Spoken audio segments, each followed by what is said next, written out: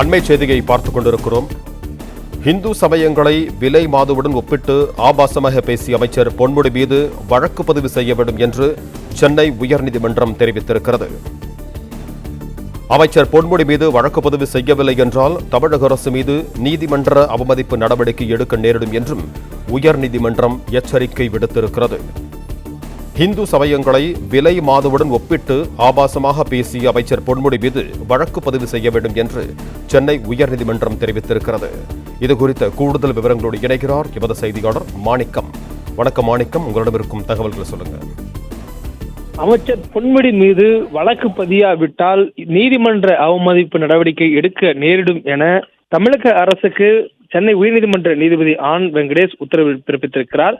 இந்து சமய மக்களுடைய நம்பிக்கையை புண்படுத்தும் விதமாக விலை மாதுவுடன் சமயங்களை ஒப்பிட்டு பேசியதாக அமைச்சர் பொன்முடியுடைய அந்த சர்ச்சை பேச்சு குறித்து ஒரு வழக்கு பதிவு செய்யப்பட்டிருக்கிறது.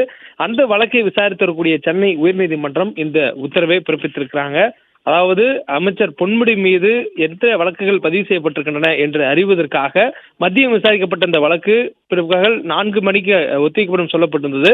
பின்னர் இந்த வழக்கு 4 மணி 45 நிமிடம் என்ற அளவில் மீண்டும் விசாரணைக்கு எடுத்துக் கொள்ளப்பட்ட நிலையில தற்பொழுது காணொலி வாயிலாக தமிழக காவல்துறை டிஜிபி ஆஜராகி இருக்கிறார்.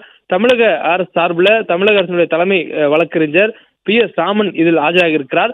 அமைச்சர் பொன்முடிக்கு எதிராக 5 புகார்கள் மட்டுமே பெறப்பட்டிருப்பதாக தலைமை வழக்கறிஞர் PS ராமன் தெரிவித்திருக்கக்கூடிய சூழல்ல ஒரு புகார் மீது மட்டும் வழக்கு பதிவு செய்யுங்கள், 4-5 வழக்குகள் பதிந்தால் இது நீர்த்து போய்விடும் என்று அறிவுறுத்திய நீதிபதி ஆனந்த் வெங்கடேஷ் புகார் இல்லாத வழக்காக இது பதிவு செய்திருக்க வேண்டும். அதாவது அமைச்சர் தவறு செய்திருக்கிறார், தவறான ஒரு பேச்சை பேசியிருக்கிறார், குறிப்பாக வெறுப்பு பேச்சை அவர் பேசியிருக்கிறார். இதற்கான வீடியோ ஆதாரங்கள் இருக்கக்கூடிய சூழல்ல புகார்தாரர் ஒருவர் வந்து புகார் கொடுத்த பின்னர் தான் நடவடிக்கை எடுக்கப்படும் என்ற அளவில் காத்திருக்க வேண்டிய அவசியம் இல்லாது புகார் இல்லாத வழக்காகவே இதை பதிவு செய்திருக்க வேண்டும் என்று நீதிபதி ஆனந்த் வெங்கடேஷ் தெரிவித்திருந்தார். மேலும் குற்றச்சாட்டுக்கு உரிய முகாந்திரம் அமைச்சர் பொன்முடியுடைய வெறுப்பு பேச்சில் இருப்பதாக குறிப்பிட்ட நீதிபதி ஏப்ரல் 12 புகார் பெறப்பட்டுள்ளது, அதன் மீது நடவடிக்கை எடுக்கப்பட வேண்டும் என்றும் சொல்லியிருக்கிறார். அதாவது அரசு தலைமை வழக்கறிஞர் ஏப்ரல் 12 அமைச்சர் பொன்முடிக்கு எதிராக புகார் பெறப்பட்டதாக தெரிவித்திருந்தார். இதன் மீது நடவடிக்கை எடுக்கப்பட வேண்டும் என்றும் நீதிபதி அவர்கள் உத்தரவு பிறப்பித்திருக்கிறார்.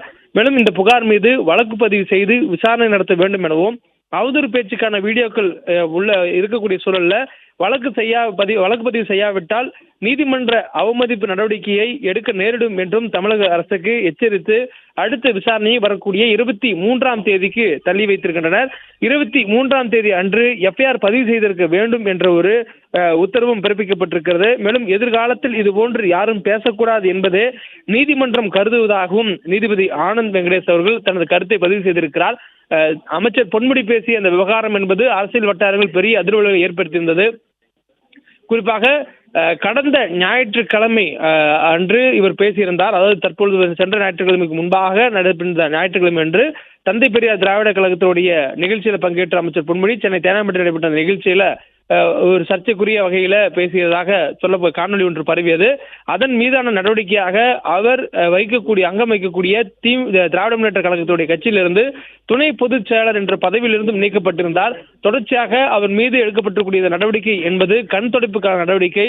அவர் வைக்கக்கூடிய அமைச்சர் பதவிக்கு இது அழகல்ல. எனவே அவர் அமைச்சர் பொறுப்பிலிருந்து விலக்க வேண்டும் என்று எதிர்க்கட்சிகள் குற்றம் சாட்டியிருந்தன.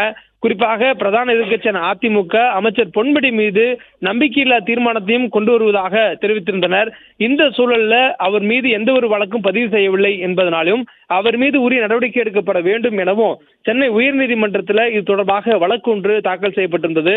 அந்த வழக்கு நீதிபதி ஆனந்த் வெங்கடேஷ் முன்னிலையில் விசாரணைக்கு எடுத்துக் கொள்ளப்பட்டிருந்த நிலையில இன்று பிற்பகல் பிறப்பிக்கப்பட்ட அந்த உத்தரவுல மாலை 4:45 மணிக்குள்ளாக தமிழக அரசு தரப்புல டிஜிபியும் தமிழக தலைமை வழக்கறிஞரும் உரிய விளக்கம் அளிக்க வேண்டும் என சொல்லப்பட்டிருந்தது. அதன் அடிப்படையில் தற்பொழுது மீண்டும் தொடர்ந்து இந்த வழக்கில் விசாரணை நடைபெற்றிருக்கக்கூடிய சூழல்ல அமைச்சர் பொன்முடி மீது புகார் பெறப்பட்டு அதன் மீது வழக்கு பதிவு செய்ய வேண்டும் என்றும் உத்தரவு பிறப்பித்திருக்கிறார். பிளே ஸ்டோர் மற்றும் ஆப் ஸ்டோரில் இருந்து பாலிமர் செயலியை QR கோடு மூலம் பதிவிறக்கம் செய்யுங்கள். செய்திகளை உடனுக்குடன் பெறுங்கள்.